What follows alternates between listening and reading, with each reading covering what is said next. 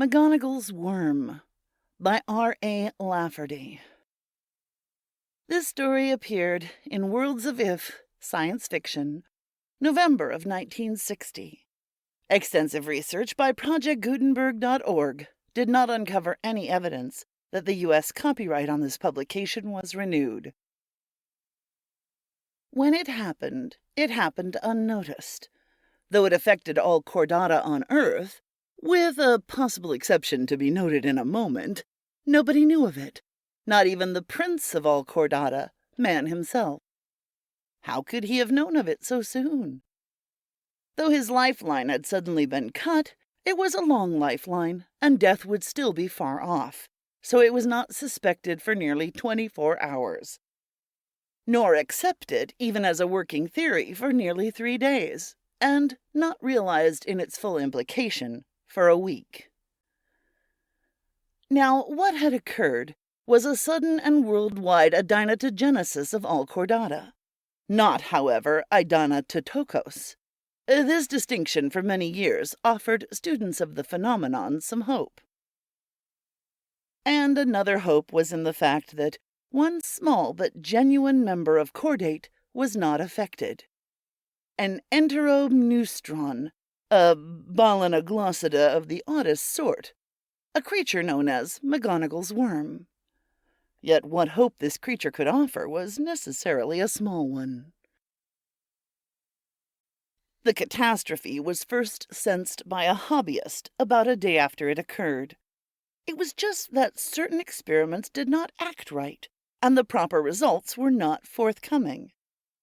And on the second day, a Monday, there were probably 100 notations of quite unusual and unstatistical behavior, but as yet the pattern was not at all suspected.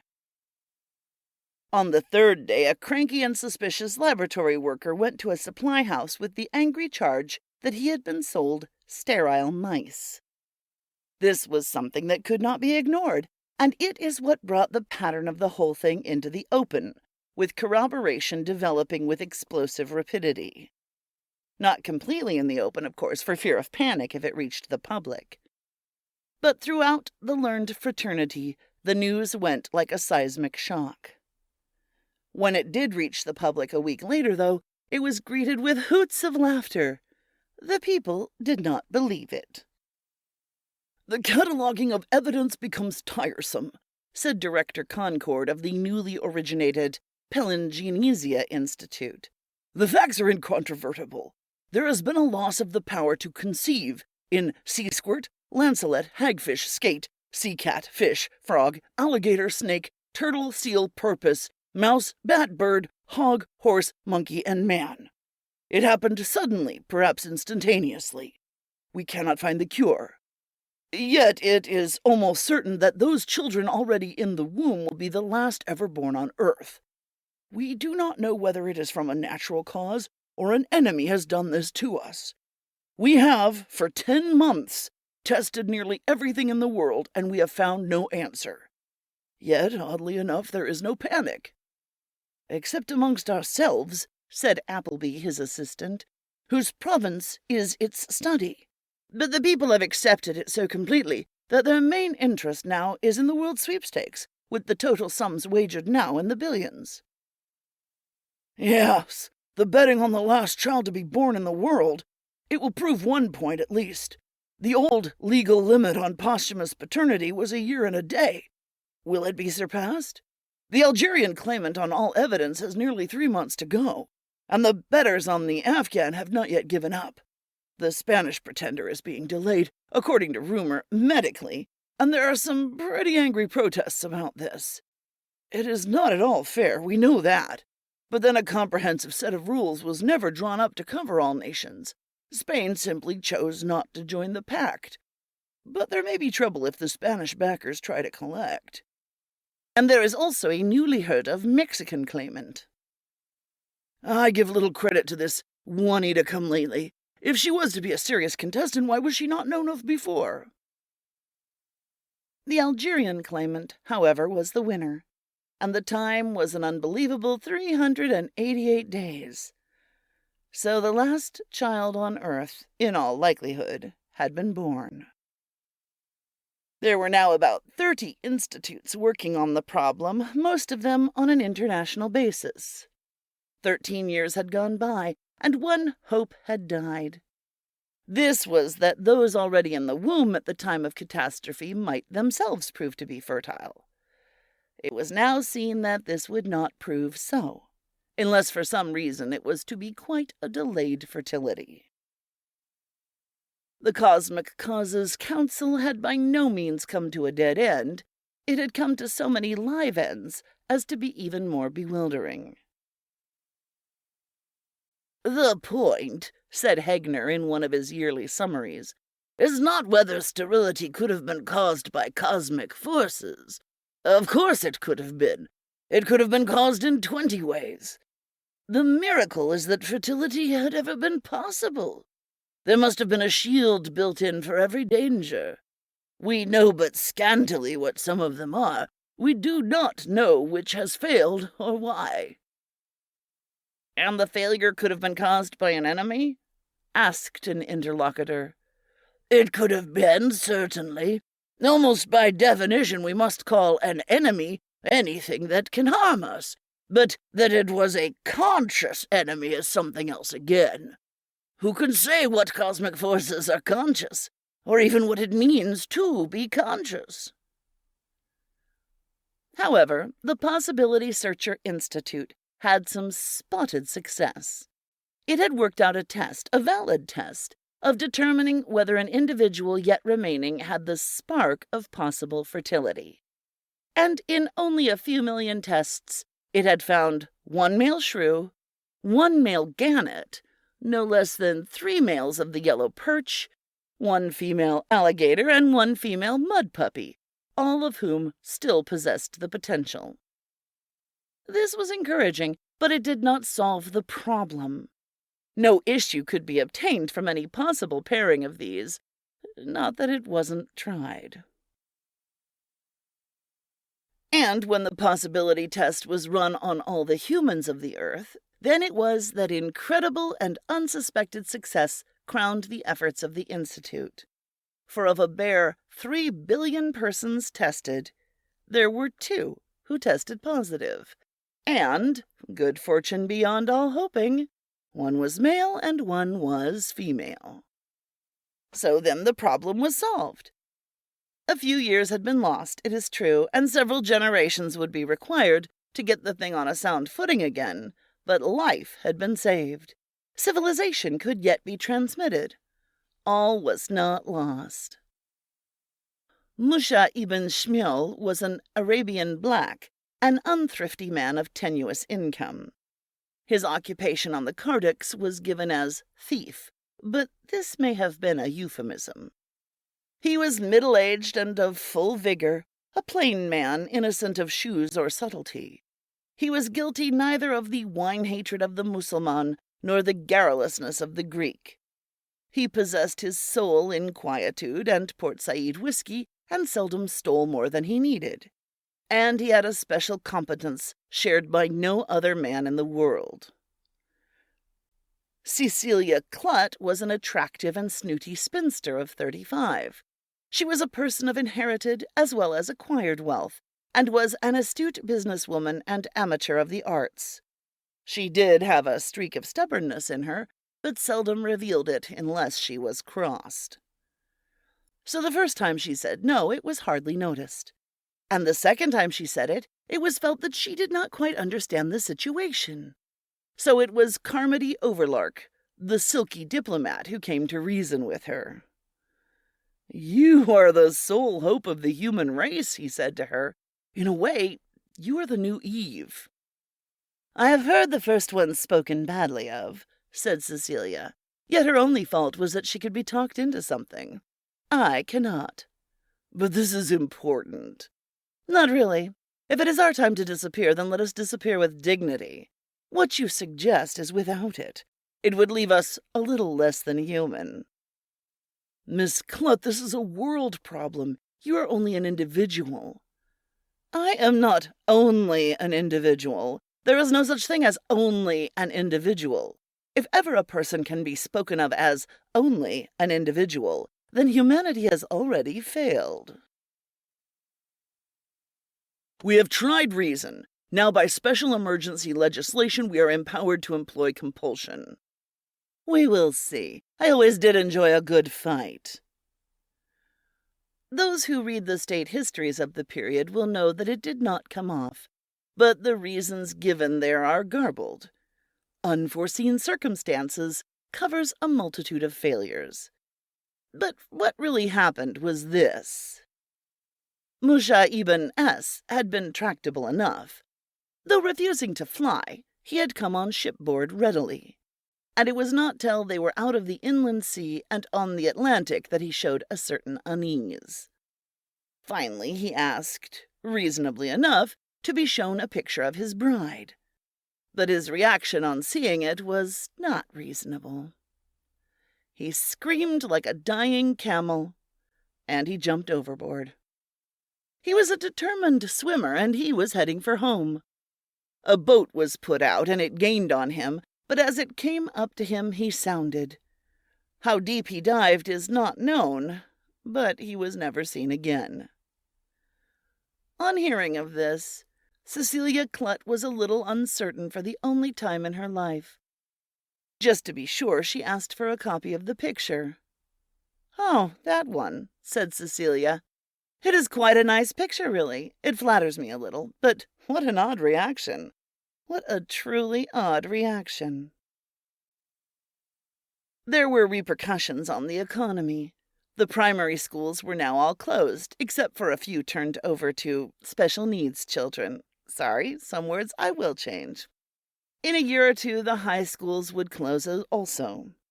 The colleges would perhaps always be maintained for adult education and for their expanding graduate schools. Yet the zest for the future had diminished, even though the personal future of nobody had been abridged. New construction had almost ceased, and multi-bedroom homes became a drag on the market. In a very few years, there would be no additions at all to the labor force. Soon there would be no more young soldiers for the armies, and soon the last eyes ever would see the world with the sudden poetic clearness that often comes with adolescence. There had been a definite letdown in morals. Morals have declined in every generation since the first one, which itself left something to be desired. But this new generation was different. It was a tree that could not bear fruit, a hard-barked, selfish tree. Yet what good to look at it and shudder for the future? The future had already been disposed of. Now there was a new hobby, a mania that swept the world, the last man clubs. Millions of them. Who would be the last person alive on Earth? But still the institutes labored. The Capsule Institute in particular labored for the codification and preservation of all knowledge. For whom? For those who might come after. Who, of what species? But still, they worked at it. And the oddest of the institutes was the Bare Chance Transmission Society. In spite of all derision and mockery, it preserved in its peculiar aim to find some viable creature that could be educated or adapted or mutated to absorb human knowledge and carry on once more the human tradition. What creature? What possible strain could it be from? What creature on Earth was unaffected? Well, the largest of them was the giant squid, but it was not promising. It had shown no development in many millions of years. It did not seem capable of development or of education. And, moreover, there are difficulties of rapport with a creature that only can live in the deep sea. There were the insects. Bees and ants were capable of organization, though intelligence had been denied them. Spiders showed certain rugged abilities, and fruit flies. Special committees were appointed to study each. And then there were the fleas. Old flea circus grifters were brought out of retirement and given positions of responsibility and power. If fleas could really be taught, then these men could teach them. But though fleas can be taught to wear microscopic spectacles, they cannot be taught to read. It all seemed pretty futile. And there were the crayfish, the snails, the starfish, the sea cucumber. There were the freshwater flatworm and the liver fluke. There were the polyp, the sponge, the cephalopod. But after all, none of them was of the main line. They were of the ancestry that had failed. And what of the noble genealogy that had succeeded? That which had risen above all and given civilization, the chordata. Of that noble line was there nothing left? What was the highest form still reproducing? McGonigal's worm. It was discouraging. But for the careful study of M.W., as it was now known, a great new institute was now created. And to the M.W. Institute was channeled all the talent that seemed expedient. And one of the first to go work for the Institute in a common capacity was a young lady of 30-odd named Georgina Haeckel. Young lady? Yes. Georgina was within months of being the youngest woman in the world. She was a scatterbrained wife and disliked worms, but one must work, and there were at that time no other jobs open. But she was not impressed by the indoctrination given in this new laboratory. "You must change your whole way of thinking," said the doctor who briefed them. "We are seeking new departures. We are looking for any possible breakthrough. You must learn to think of M.W. as the hope of the world." "Oog," said Georgina. "You must think of M.W. as your very kindred, as your cousin." "Oog," said Georgina.